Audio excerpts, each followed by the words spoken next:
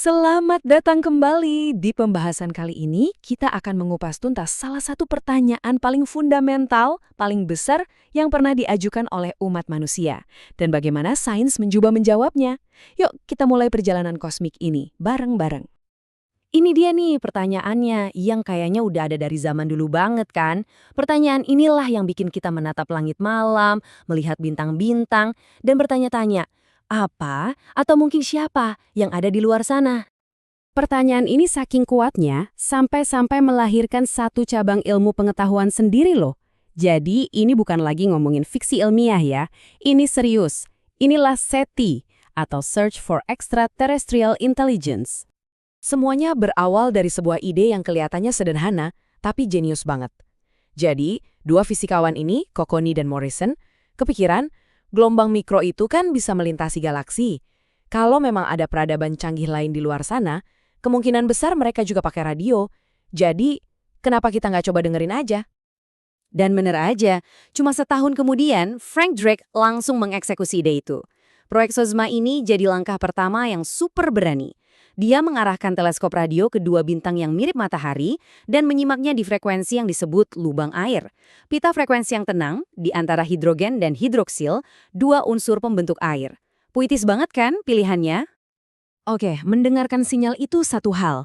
Tapi gimana caranya kita bisa ngitung peluang kita? Sebenarnya ada berapa sih peradaban di luar sana?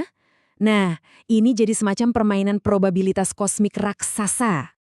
Nah, untuk menjawab tantangan itu, Frank Drake menciptakan sebuah kerangka pikir yang legendaris. Persamaan Drake. Gini, tujuannya itu bukan buat dapetin angka yang pasti dan akurat ya, tapi ini lebih ke cara kita untuk menata semua hal yang kita nggak tahu dan memecah pertanyaan super besar tadi jadi potongan-potongan yang lebih gampang dikunyah. Coba kita bedah satu-satu ya. Bagian pertamanya ini soal astronomi. Seberapa cepat sih bintang-bintang baru lahir? Dari bintang-bintang itu, berapa persen yang punya planet?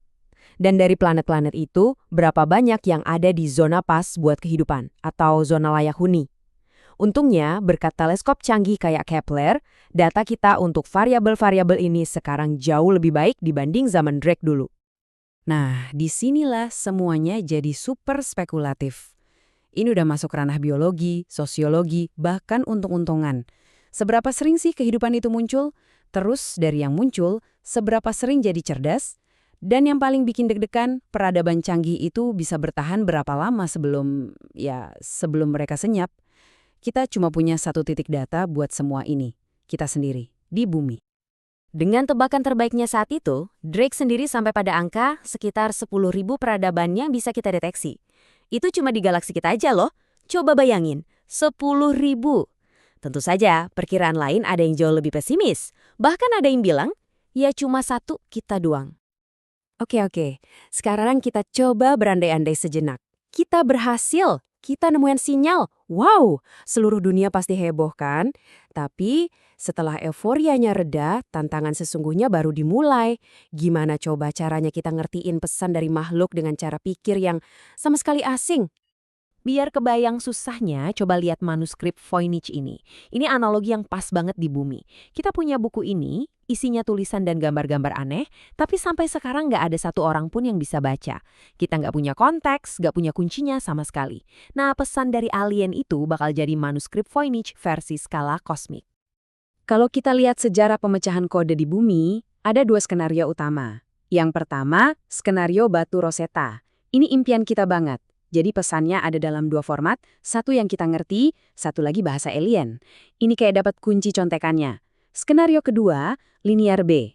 Ini jauh lebih susah. Nggak ada contekan sama sekali, cuma bisa ngandelin analisis pola dan struktur murni. Nah, pesan alien kemungkinan besar bakal kayak linear B ini, tapi dengan tantangan ekstra, karena kita bahkan nggak tahu apakah bahasa mereka punya logika yang sama dengan kita. Jadi poin krusialnya begini. Pesan dari alien itu harus jadi semacam paradoks. Pesan itu harus ngajarin kita cara bacanya, sambil pada saat yang sama ngasih tahu isinya. Jadi dia harus mulai dari konsep yang universal. Mungkin matematika atau fisika, terus pelan-pelan ngebangun kamus dan tata bahasanya sendiri dari nol. Gila kan tantangan semiotiknya? Ini membawa kita ke pertanyaan yang lebih dalam, dan jujur agak bikin cemas, gimana kalau kontaknya bukan cuma sinyal, tapi sesuatu yang lebih dari itu? Sejarah kita di bumi ini kan penuh sama cerita kontak pertama antar budaya, dan pelajarannya, ya nggak selalu bagus. Sejarah kita sendiri ngasih banyak contoh strategi. Bangsa Aztec misalnya, mereka hancur karena perpecahan internalnya dimanfaatkan penjajah. Terus, Tiongkok, mereka meremehkan teknologi bangsa luar dan akhirnya dipaksa tunduk. Beda lagi sama Jepang, mereka pragmatis, mereka adaptasi, dan akhirnya selamat. Sementara suku Maori, mereka melawan dengan keras, dan meskipun kalah, mereka tetap disegani. Jadi nggak ada satu cara yang pasti benar, dan risikonya luar biasa besar. Dan semua ini akhirnya mengerucut ke satu perdebatan besar di kalangan ilmuwan SETI. Kita sebaiknya diem dan cuma dengerin aja, atau kita harus aktif teriak ke alam semesta buat ngasih tahu kita ada di sini. Praktik ini namanya METI, atau Messaging to Extraterrestrial Intelligence. Anda mungkin kaget, tapi kita tuh udah ngirim-ngirim pesan loh. Dan isinya macam-macam banget.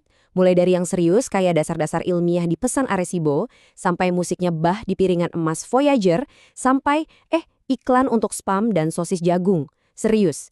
Ini jadi pertanyaan besar. Siapa sih yang berhak mutusin apa yang kita katakan atas nama planet bumi?